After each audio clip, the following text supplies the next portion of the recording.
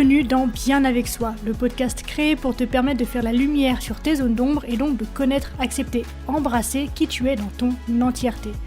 Ce voyage en toi que je te propose est la promesse de vivre une plénitude émotionnelle ineffable et la liberté absolue d'être qui tu es. Pour cela, je te parle de développement personnel, de psychologie, de philosophie, de spiritualité, de résilience, de mindset et aussi de mes apprentissages. Je suis Marie Perron, coach spécialisée dans le shadow work et je suis ravie de t'accueillir dans ce tout nouvel épisode. Aujourd'hui, j'ai envie de répondre à une question qui m'a été souvent posée concernant la notion d'interdépendance. C'est un sujet que nous avons déjà évoqué sur le podcast, mais qu'il est difficile, il est vrai, de se représenter. Et pour en faire l'expérience, pour ne serait-ce que méditer sur le sujet, en avoir une représentation peut peut-être faciliter le processus. Et donc, je me suis dit que j'allais compléter la vision que tu peux avoir de cette notion d'interdépendance et de un partout, tout le temps, à n'importe quel endroit de l'univers. Et si je dis compléter, c'est parce que j'ai déjà utilisé une métaphore pour t'expliquer cette notion d'interdépendance. C'était la métaphore de la vague et de l'océan, que j'ai utilisée donc dans l'épisode 39 de ce podcast. Donc, si tu l'as pas encore entendue, eh bien, je t'invite à l'écouter et à la visualiser, à la vivre, elle aussi. Mais pour l'heure, la vision, l'image que j'ai envie de te transmettre aujourd'hui, c'est celle du collier d'Indra, ou encore appelé parfois le filet d'Indra, qui est l'une des plus grandes métaphores de l'histoire. Elle est issue du bouddhisme Mahayana, et elle est là justement pour expliquer et représenter l'interdépendance de toute chose. Les humains, aussi loin que l'on puisse remonter dans l'histoire de l'humanité, ont toujours cherché un moyen de se représenter et de pouvoir transmettre la notion du divin. Cette mystérieuse unité en toute chose dans l'univers.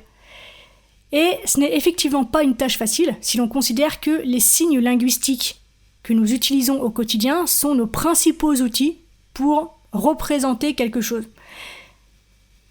Mais comment quelques mots simples, limités, peuvent-ils décrire l'immensurabilité du cosmos ?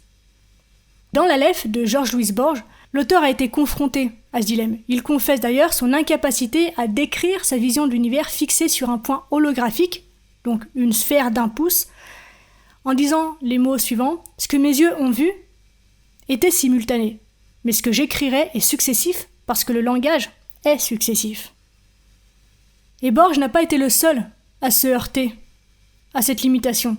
Les mystiques de toutes les époques ont eux aussi été confrontés à ce même problème en cherchant à partager une vision de l'éternité.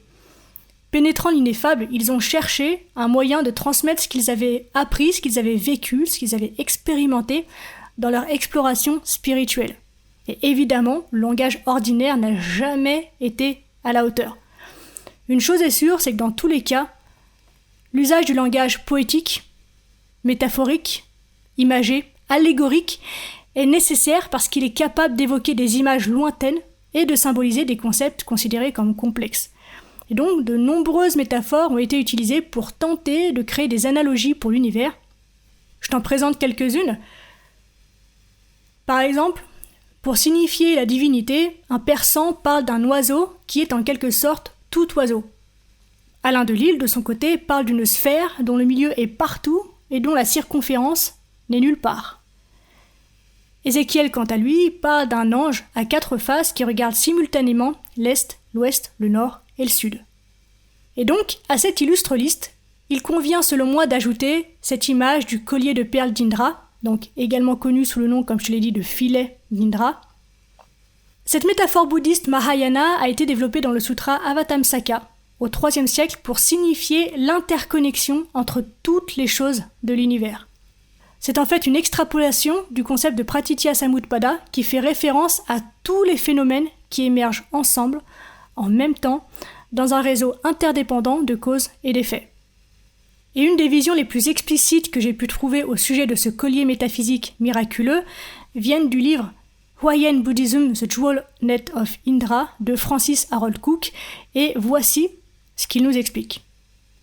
Au loin, dans la demeure céleste du grand dieu Indra, il y a un filet fabuleux qui a été tissé et suspendu par un artisan rusé de telle sorte qu'il s'étend à l'infini dans toutes les directions.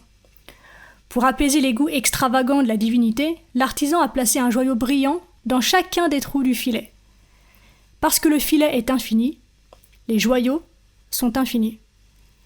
Les bijoux pendent dans le filet comme des étoiles brillantes. Une image fantastique à voir. Si l'on devait choisir arbitrairement un de ces bijoux et l'inspecter de près, on découvrirait que sur sa surface brillante se reflètent tous les autres bijoux suspendus au filet en nombre infini. Chacun des joyaux réfléchit alors chacun des autres joyaux, et ainsi apparaît un nombre infini de reflets réfléchis. Et donc en fait, cette image m'a fait penser à quelque chose de plus simple, de peut-être plus quotidien et qui pourrait faciliter ta connexion à cette notion d'interdépendance puisqu'il te suffira de poser les yeux dessus pour pouvoir te laisser porter par la vision que ça te propose. Et donc voici ma vision du collier d'Indra. Imagine en fait une toile d'araignée tôt le matin couverte de rosée. Dans chaque goutte de rosée se trouve le reflet de toutes les autres gouttes et dans chaque goutte réfléchie, le reflet de toutes les autres gouttes réfléchies. Et ainsi de suite. Infiniment.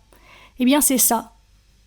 C'est ça la conception bouddhique de l'univers en une seule image.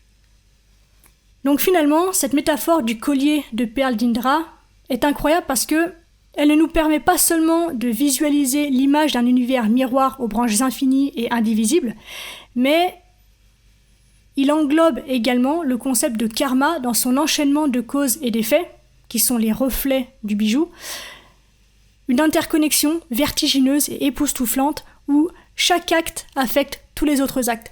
Chaque instant est lié à tous les autres instants depuis le début de l'univers.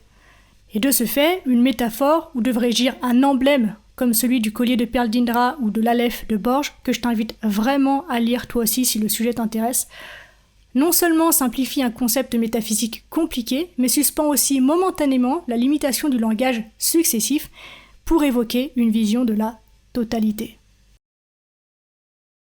On arrive déjà à la fin de cet épisode, merci de l'avoir écouté jusqu'au bout. J'espère qu'il t'a plu, si c'est le cas, n'hésite pas à me le faire savoir et à m'encourager en mettant un commentaire ou 5 étoiles sur Apple Podcast ou encore Spotify. Les témoignages, les interactions, ça aide simplement à mettre le contenu en avant et donc à agrandir la communauté et c'est vraiment super important pour moi, donc merci pour ta contribution. Dernière chose, si tu as envie de me poser des questions, d'interagir avec moi ou de me soumettre des sujets que tu aimerais que j'évoque dans ce podcast, eh bien n'hésite pas à me le faire savoir en privé sur Instagram, le lien se trouve dans la description. On se retrouve très vite dans un tout nouvel épisode, d'ici là bien sûr, prends soin de toi, sois reconnaissant envers la vie et surtout n'oublie jamais que tu es la personne la plus importante de ta vie et que de ce fait, tu mérites ce qu'il y a de meilleur. Je nous aime, à la revoyure.